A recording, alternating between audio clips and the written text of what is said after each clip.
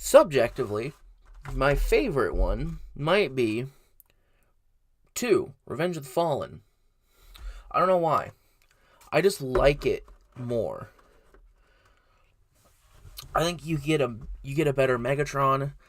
I always prefer it if he turns into a tank rather than a jet or a gun or a cannon or whatever. Tank Megatron is my favorite. Um, that might be because I just grew up with Transformers Armada, where he turns into a tank. But that's neither here or there. Revenge of the Fallen starts off with the Autobots are now working with the government to take down any and all Decepticons that they find. Because Megatron is dead and Starscream is gone. Soundwave is off in space, like orbiting the Earth as a satellite.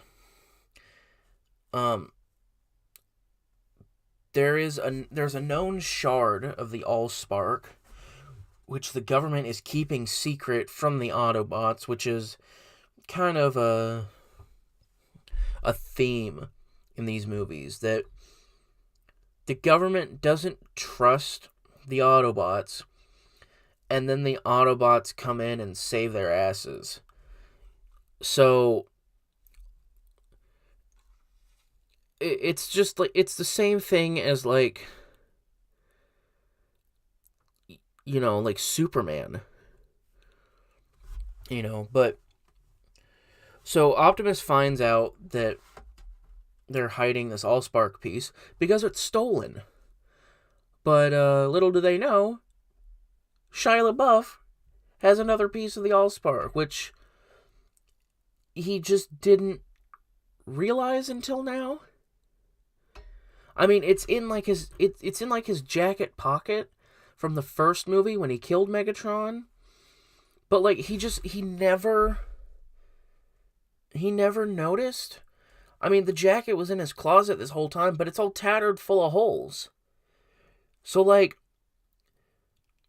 he's keeping it just as a reminder, but he never went through the pockets.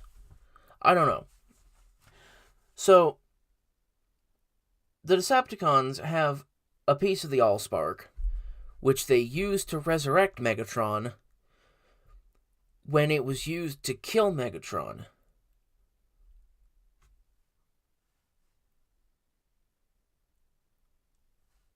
What?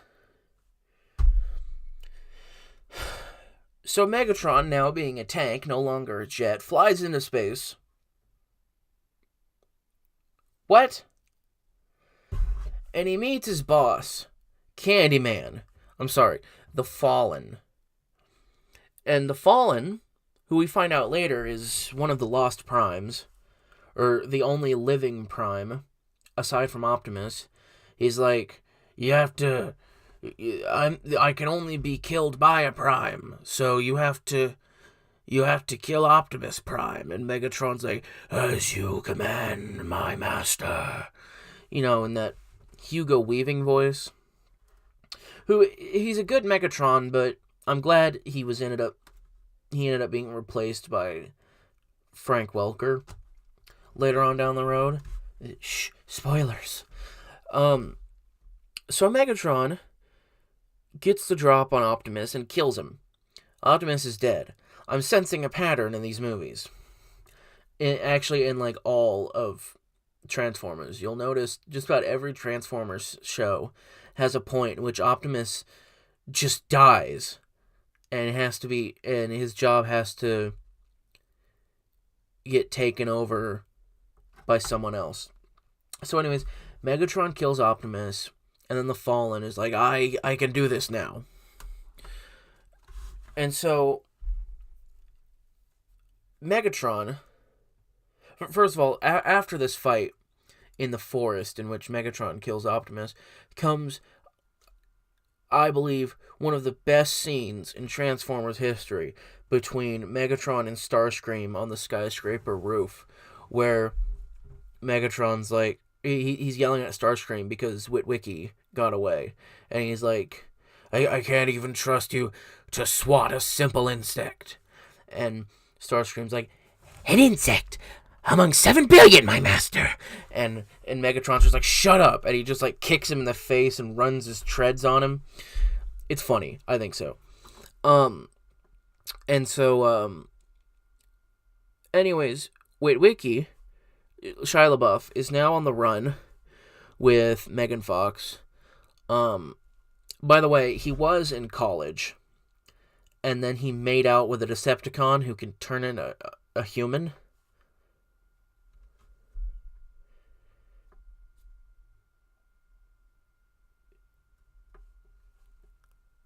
What? What?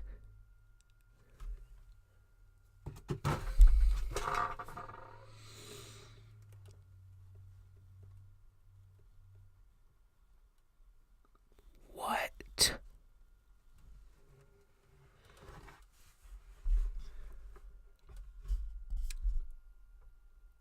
So anyways, he's now like a fugitive because the Fallen realizes that Witwicky can resurrect Optimus.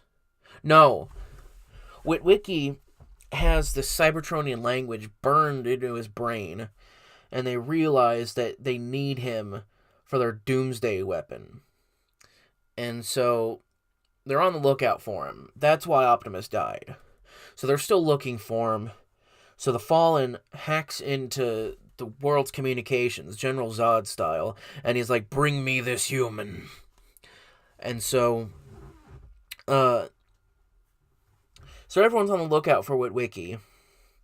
Meanwhile, Witwicky finds out from a little Tom Kenny RC car that there's a jet in the Smithsonian that can help them. Lo and behold, it's a Decepticon, but not really. It's Jetfire.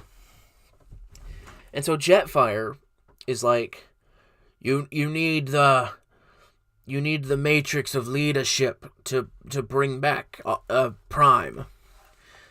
Meanwhile, the matrix of leadership is what makes someone a Prime. Anyways, so they find out that the matrix of leadership is in Egypt, and they go there, they get it, but it just Spider-Man's into dust, and it's gone. And Witwicky's all sad, so he just keeps it in a sock.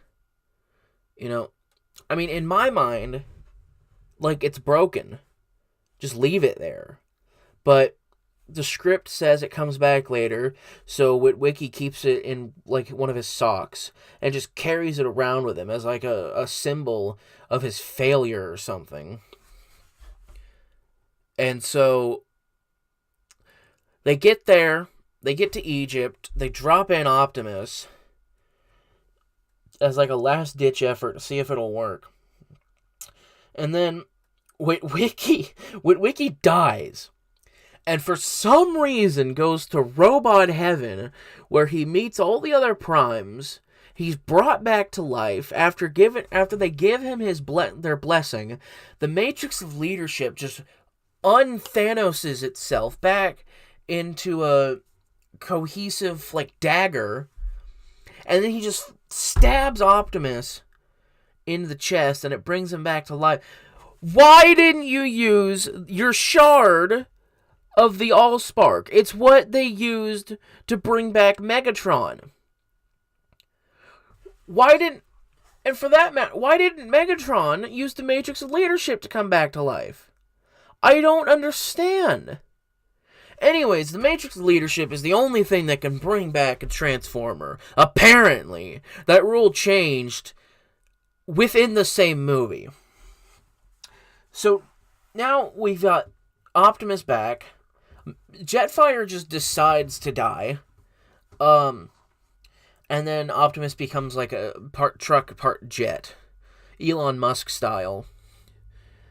And then goes and fights Megatron and the Fallen, who destroys one of the pyramids of Giza one of the Great Pyramids, because with Devastator, because there's like an ancient Cybertronian weapon underneath it.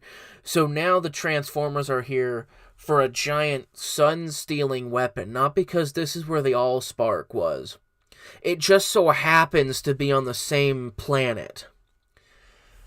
Anyways, Optimus Prime, being the humanitarian he is, being the person who fights for the right of all life in the universe, decides to go up to the Fallen and say, I don't appreciate this. You need to think about what you've done. And then they fight, and then the Fallen is like, you've bested me. And Optimus is like, yes, it's the right of all living creatures of freedom. Sorry, I lied. Optimus Prime rips off Candyman's face and then punches his heart out through his back. And then he, like, almost murders Megatron. He, like, blows half of his head off. Look, I know I said this one is, like, my favorite, and it still is. I've probably watched this one more than I've watched any of the Transformers movies. I love this movie, but this movie is ridiculous. It's crazy. Okay? Oh my god.